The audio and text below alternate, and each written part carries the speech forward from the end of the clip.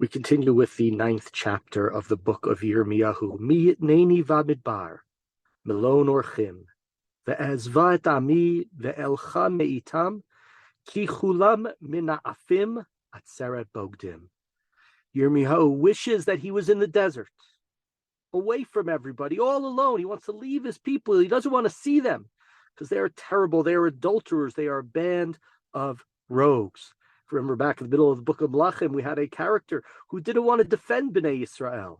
He kept on saying that he's the only one who's zealous, he's the only one who's truthful, he's the only one who's honest with God. And that, of course, was Eliyahu Hanavi. What does God say to Eliyahu? Go into the desert by yourself.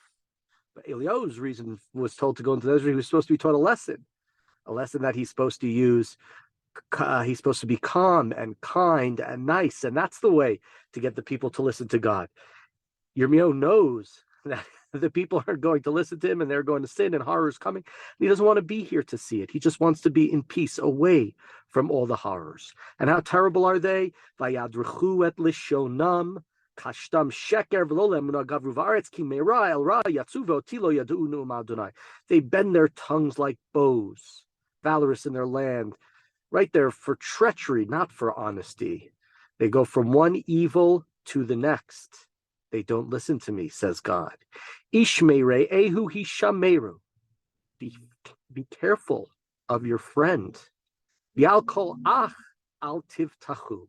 And for every sibling, also don't trust. Don't trust your friends. Don't trust your brothers.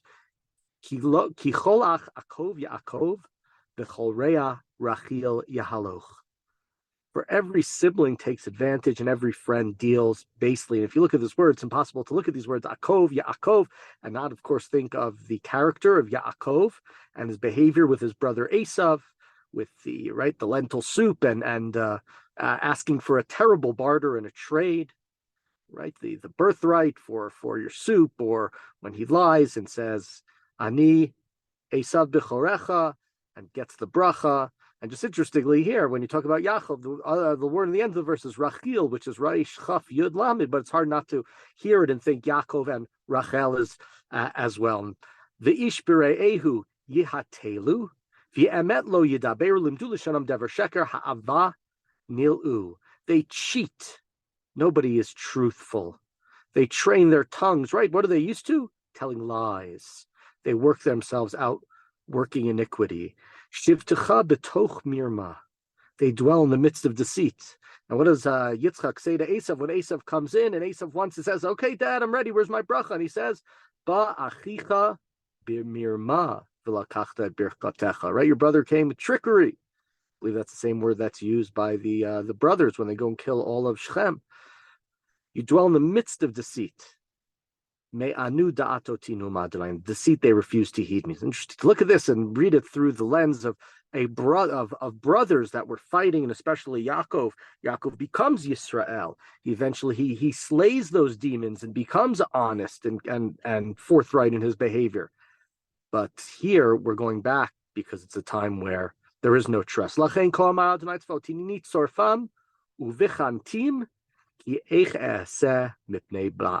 Bat ami. I will, right? There's going to be fire. There's going to be smelting. For what else can I do to my poor people? They need, right? We need to get rid of all the bad. Their tongue is a sharpened arrow. They use their mouths to deceive. They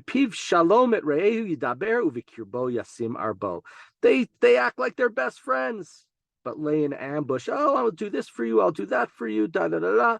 And then they lay in ambush to go and to expose, to go and to take advantage.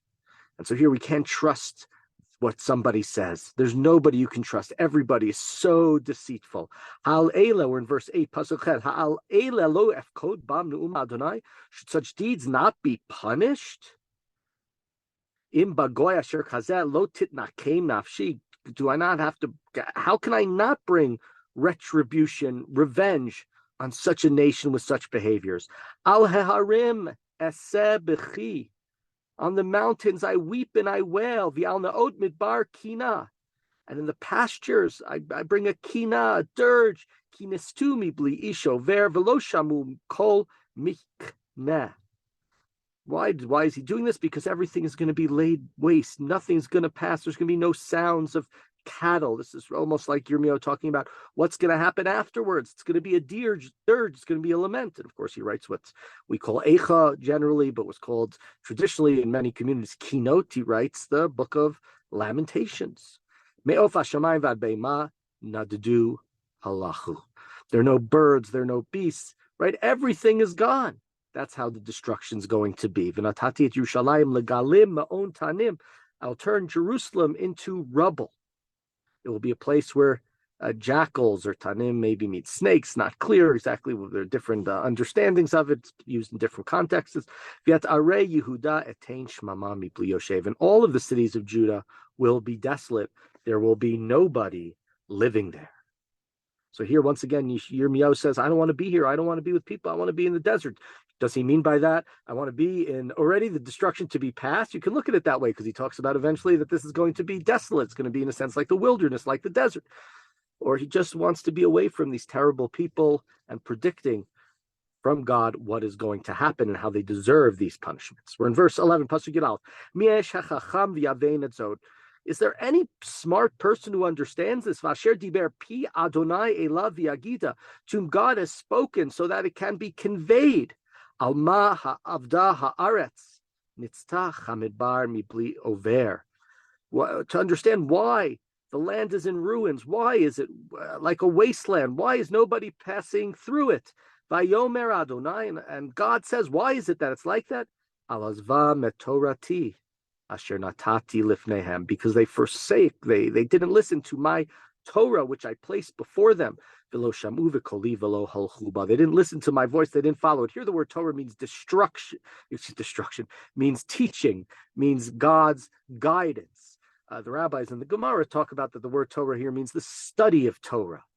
They say even with the adultery and the murder and all the horrible things that was going on, God is saying here that the reason why the land was destroyed, the reason why it's desolate, is because you left the study of Torah, which may have led to the terrible behavior. In fact, based upon this verse, there's a statement that Chazal say where they say this verse proves that you should study even for the wrong reasons, even if it's shalolishma, because we still need the study of Torah, even if at first you're doing it not for the correct reasons. Continue in verse 13. They followed their own hearts, not my ways. They followed the Baalim, the different idols, which their ancestors had taught them. What does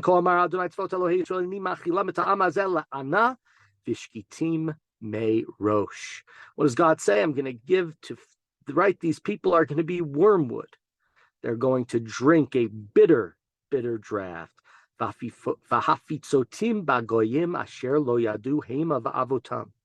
And they will be scattered amongst the nations that their ancestors didn't know. And they're going to be scattered by the Babylonians. Bavel is a nation that's far away. They're going to be all over the place. And even after they're scattered, I'll send the sword after them until they are consumed. Ko amar Adonai tzvaot, hitbonenu, v'kir'u lemikonanot, utivhoena, v'yalachachamot shilchu v'tavona. So God says, summon the ones who sing dirges. Send for the skilled or the smart women. We've had different times in the book of Shmuel, the book of Malachim, where we talked about the wise women. God's saying, send for these wise women because they're wise and they're skillful and they'll sing dirges, and maybe it will bring about some sort of repentance. Utmaherna vatisana aleinu nahi. Let them quickly start wailing for us. Vateradnu einenu dimav v'afapenu yizlu mayim, that our tears may run with their eyes may run with tears and our pupils with water. And maybe the point here is maybe that will get them when they hear the sad songs, when they hear about the destruction. They don't listen to Yirmiyahu, they don't listen to Yeshaya, they don't listen to Amos, they don't listen to the prophets. But maybe these women will have some sort of way of convincing them. Ki kol nehi nishma mitzion eich shudadnu boshnu ma'od ki azvu eretz ki hishlichu mishkenotenu. Because there's crying coming from Sion, coming from Zion, how we were destroyed, how we were despoiled, how we are ashamed, and now we have to leave our lands, we have to leave everything behind.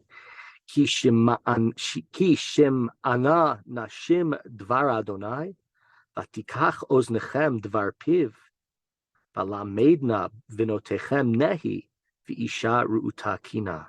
So these women, tell these women who have the word of God, let your ears receive the divine word and teach your daughters wailing and one another lamentations. I mean, to get them ready for the future when this destruction is going to happen, or is it right to bring in get all the women and maybe the women can convince the men and everything can turn out okay? Different ways of understanding. Ki Allah mavet b'chalotenu ba ba'armenotenu lachrit olal michutz bachurim merchovot. Death is now coming up through our windows.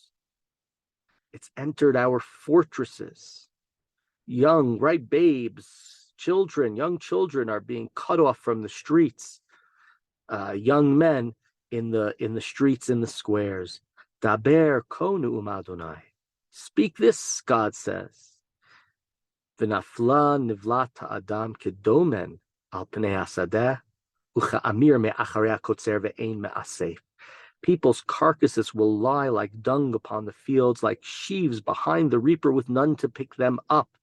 That's how great the destruction is going to be, going back to even the last chapter where Yirmiyahu was told to dig up the from the Gay Ben Hinnom, the valley outside the old city of Yerushalayim, to dig up the bones of the kings and of the priests and the prophets, all of these people who led Bnei Israel astray, who didn't give the proper advice, and their carcasses would be eaten.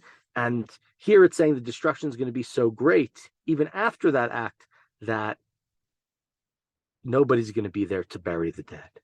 Ko amar, we're in verse 22, Pasuk Chafet. Ko amar Adonai, al yitalel chacham b'chachmato, al yitalel hagibor b'gvurato, al yitalel ashir ba'oshro.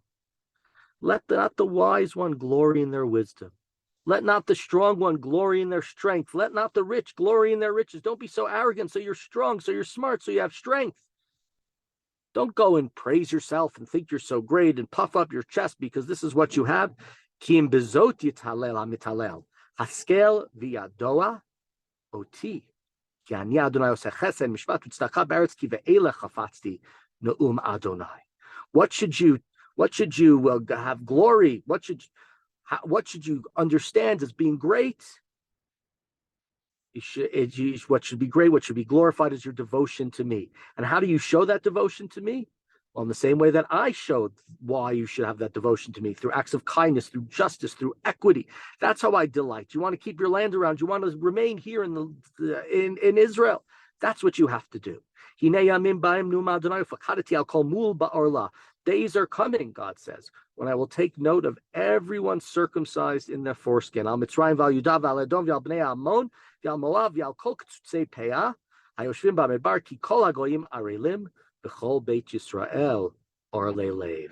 I'm going to notice everyone, right? The Egyptians, the people of Yehuda, Edom, Ammon, Moab, everyone who dwells in the desert, the nomads, who have the hair of their temples clipped, because all these nations are uncircumcised. But Bnei Israel, they might be circumcised.